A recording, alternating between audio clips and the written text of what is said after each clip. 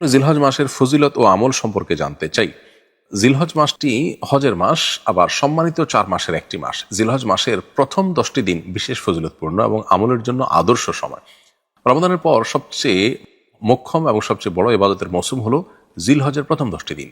আমাদের সমাজে সাধারণত গরু ছাগলের হাট এবং গরু ছাগলের আনাগোনা ছাড়া এই 10 দিন আমরা তেমন কোনো আমলের প্রস্তুতি, প্রিপারেশন বা আমলের পরিবেশ, আবহাওয়া আমরা দেখতে পাই না। অথচ সাহাবা ইকরাম জিলহজের প্রথম দশক আসলে বাজারে গিয়ে তারা উচ্চস্বরে তাকবীর পাঠ করতেন, আল্লাহু আকবার, আল্লাহু আকবার, লা ইলাহা ইল্লাল্লাহু, আল্লাহু আকবার, আল্লাহু আকবার, লিল্লাহিল হামদ।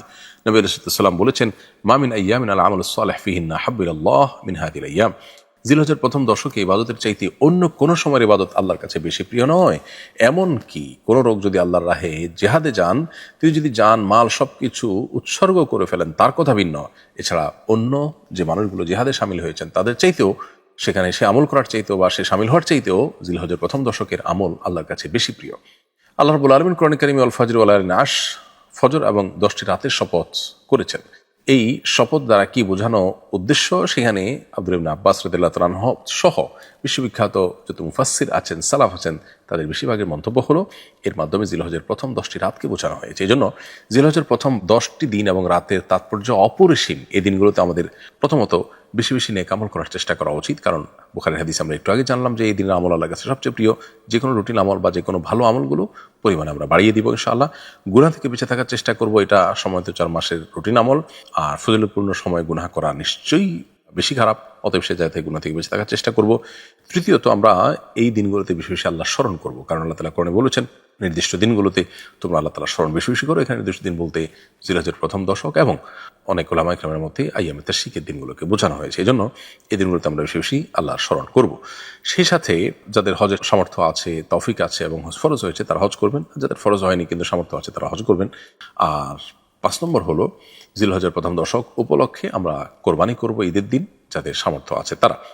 এর বাইরে যারা কোরবানি করতে চান তারা কোরবানি মাসের চাঁদ অর্থাৎ জিলহজের চাঁদ উদিত হওয়ার পর থেকে নিয়ে জিলহজের 10 তারিখ অর্থাৎ ঈদ দিন কোরবানির আগ পর্যন্ত চুল নখ ইত্যাদি কাটা থেকে বিরত থাকবেন। অর্থাৎ চাঁদ ওঠার আগে আগে চুল নখ কেটে ফারেগ হয়ে যাবেন এবং ঈদের পর, কোরবানির পর তিনি চুল নখ ইত্যাদি কাটতে পারেন। 7 নম্বর হলো এই দশকে বেশি বেশি করে তাকবীর, তাহমিদ, তাহলিল পাঠ করা, আল্লাহু আকবার, আল্লাহু আকবার, লা ইলাহা ইল্লাল্লাহু, আল্লাহু আকবার, আল্লাহু আকবার, লিল্লাহিল হামদ বেশি বেশি পাঠ করা রাতে দিনে উঠতে বসতে। এটা 10 দিন ধরে প্রযোজ্য আমল।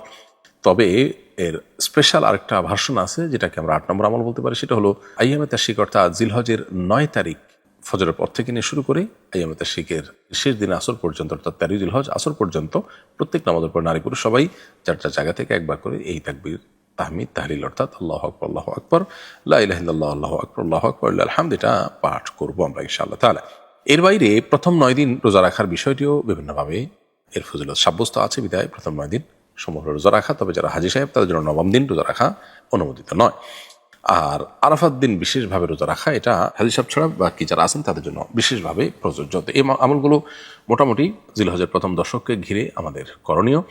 এর মধ্যে তাকবীর, তাকবীর, তাহমিদ, তাহলিল অর্থাৎ আল্লাহু আকবার, আল্লাহু আকবার, লা ইলাহা ইল্লাল্লাহু, আল্লাহু আকবার, আল্লাহু আকবার, লিল্লাহিল হামদ এটা বেশি বেশি করে বিস্তার করা, সমাজে প্রচার করা, এটা আমাদের কর্তব্যের অংশ। আমি একজন ইমাম, জিলহজ মাসের আমল সম্পর্কে জনসচেতনতা বাড়াতে কি ধরনের পদক্ষেপ গ্রহণ করতে পারি? অনেক ধন্যবাদ ইমাম সাহেব আপনার এই ভালো কাজের প্রতি আপনার আগ্রহ দেখে।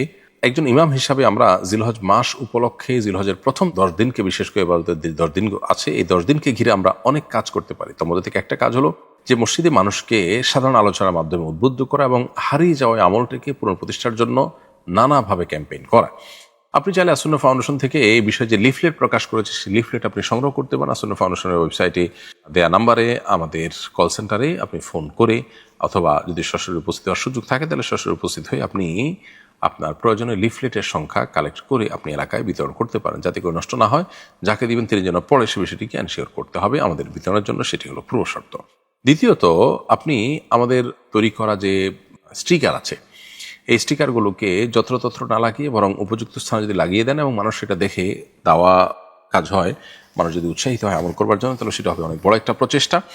এছাড়া জুমার আলোচনা সহ বিভিন্ন আলোচনার মাধ্যমে আপনি ক্যাম্পেইন করবেন, অ্যাওয়ারনেস করবেন। একটা বড় কাজ হলো তাকবীর পড়ার কাজটা। কারণ হলো তাকবীরের মাধ্যমে একজন যখন উচ্চস্বরে তাকবীর পড়ে, পুরুষদের জন্য এখানে একটু সরবে তাকবীর পড়ার নির্দেশনা রয়েছে। সো এটা যদি পুরুষরা করেন তাহলে অন্য মহিলারা বা অন্য পুরুষরা বা শিশুরা যে কোনো মানুষ যখন সেটা শুনতে পাবে তখন সেটা দেখে তার স্মরণ হবে। এবং তাকবীর যখন একটু সরবে পাঠ করা হয় তখন আশেপাশে আমলের একটা আবহ তৈরি হয়।